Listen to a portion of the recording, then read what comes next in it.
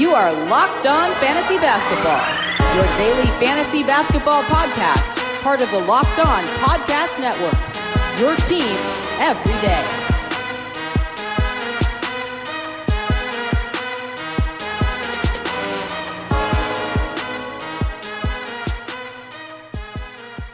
Hello and welcome to the Locked On Fantasy Basketball podcast brought to you by Basketball Monster. My name is Josh Lloyd and I am the lead fantasy analyst at basketballmonster.com and at Yahoo Sports Australia. And you can find me on Twitter as always at redrock_Beeble and on Instagram at Locked On Fantasy Basketball, here with a quick mini show here to look at Week 7 in the NBA. Michael Bolton, he is pumped. Let's get to it. Let's get to it, indeed. After the nonsense that was last week with the schedule being all over the place, we are in a much better spot for this week in terms of being able to stream, guys, less sit-start type decisions, and just generally a more easier NBA schedule to digest for the week coming up. We have 6 games on Monday, 7 games on Tuesday, a pretty busy Wednesday, 10 games, 4 on Thursday, 10 on Friday, 5 on Saturday, and then 8 on Sunday. So realistically, we can stream players in Monday, we can stream them in Tuesday, we can stream them in Thursday, Saturday, and Sunday. So this is a week where using back-to-backs and pseudo back-to-backs,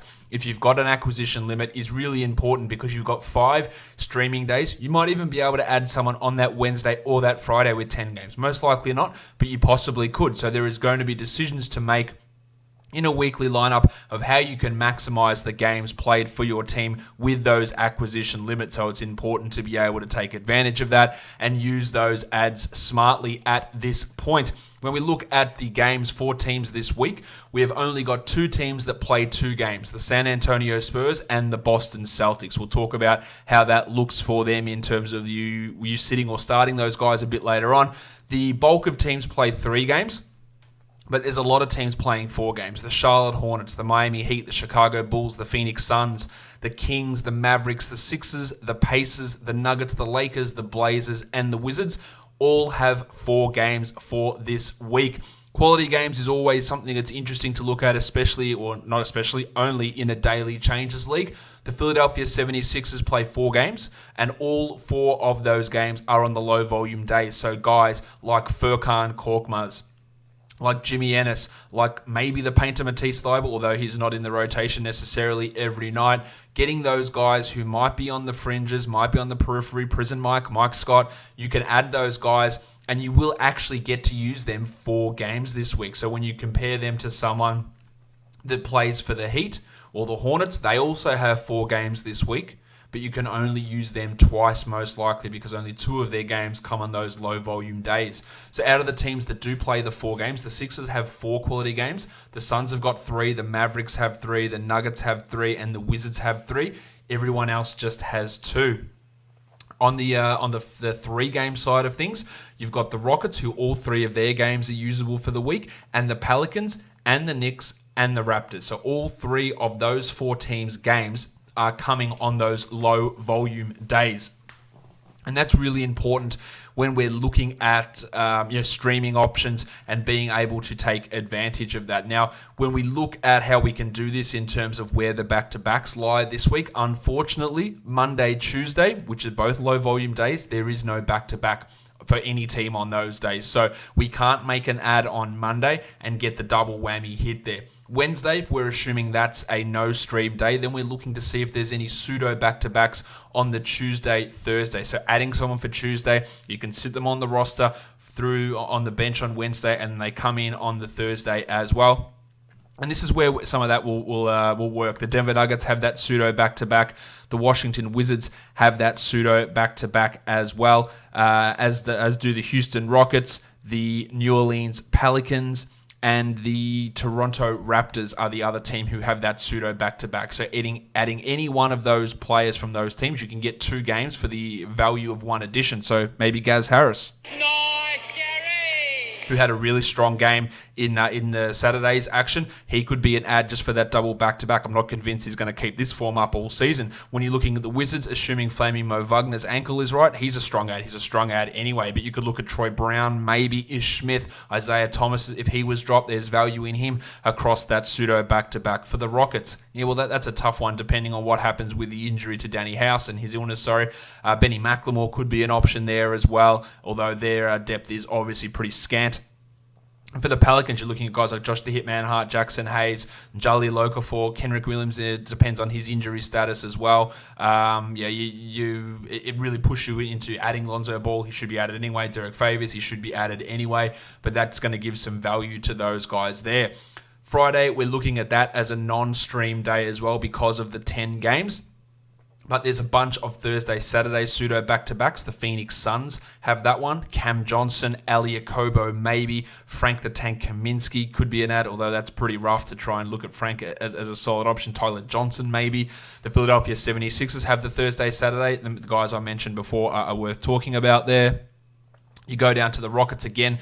They have that Thursday, Saturday. So an ad of a Rockets player on Tuesday is going to last you through Tuesday, Thursday, Saturday. That is the ideal situation, and the same goes for those Pelicans guys. So that is a really fantastic ad for those guys on the Tuesday, whether that is Josh Hart or JJ Redick or Frank Jackson. Probably not. The minutes aren't quite there for him, but those sort of blokes who you can get those 3 games and you don't miss out on streaming Wednesday, Friday, and you use just one acquisition. That can be really, really key to benefiting yourself. The Knicks also have that pseudo back-to-back on the Thursday, Saturday. Who knows what their rotation's going to be, but maybe you look at someone like a Frank Ntilikina as a stream there on that situation. Maybe it's Punch Bob, Bobby Portis in that area as well. That there could be a stream. Is it the Duke Wayne Ellington? Like, God knows what Fizdale's going to do, but there are some opportunities there.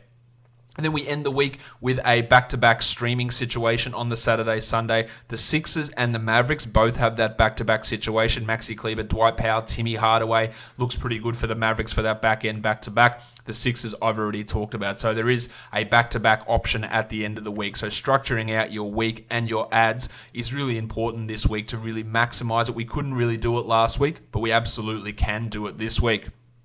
If we're looking at guys in terms of those 2-game teams, the Celtics and the Spurs, if we're going to start them, I think that Aldridge is already dealing with a thigh issue, so I don't think that DeMar or LaMarcus Aldridge are startable guys in a standard 12-team league this week with only 2 games. I think Kemba Walker is barely one, and Jason Tatum is probably going to fall outside that realm. Marcus Smart, Jaylen Brown, Vanilla Tice, obviously they're not going to be 12-team league guys for this week with only the 2 games on. We have a look at some guys who might be available in these 4-game teams who might have value in a weekly league that you might want to look at. Paul Washington Jr. is an interesting stream guy here, mainly because of the volume of games. If Miles Bridges is around, you go and get him. Now, Washington had a huge game last time out. I'm not convinced that that's a sustainable... Well, actually, that's not true. I am convinced that that's not a sustainable performance. But with 4 games, he's worth seeing what you can do there. Even someone like a Nick Batum or a Malik Monk, depending on what sort of numbers you need, given the fact that they've got 4 games for this coming week, they could actually have some value. Same with Cody Zeller, or if he continues to come off the bench, as we saw in Saturday's game, maybe Bismack Biyombo. There is some value in those 4-game guys. The Heat players, Olynyk, Nunn, Hero, these blokes, Goran Dragic, Justice Winslow, with 4 games on during the week, they have some value. Tomas Satoransky is worth a look. Even Chrissy Dunn, Kobe White, maybe with the 4 games on this week again, when the bulk of teams, the majority of teams play 3 or fewer games. It's not a week where everyone's playing 4, or you have 20 teams playing 4. The 4-game guys tend to stand out quite a bit. So we look at some other options who could be around. Maybe Dorian Finney-Smith has some worth. Corey Joseph, Nemanja Bjelica. It looks like he could be an option. Dario Saric, Aaron Baines, if he was dropped anywhere, there's value in him. Carmelo Anthony, playing well at the moment. Let's see how... I want to really see how he goes against the Clippers, because he's playing fantastic the last 3 games. Those games were against the Thunder and 2 against the Bulls, 2 of the absolute worst defenses in the NBA. Shout out to Numbnuts Jim Boylan. Other guys we can have a look at there, Paddy Beverly has got a pretty interesting look. Even Rui Hachimura with his 4 games for the week. I don't like Rui all that much, but the 4 games that he has got is definitely something we can have a look at as an option here to go and add for this coming week. Let's have a look at other guys that we can squiz at and see where their value lies, just in terms of players who are available in a lot of different leagues who might have some interesting value.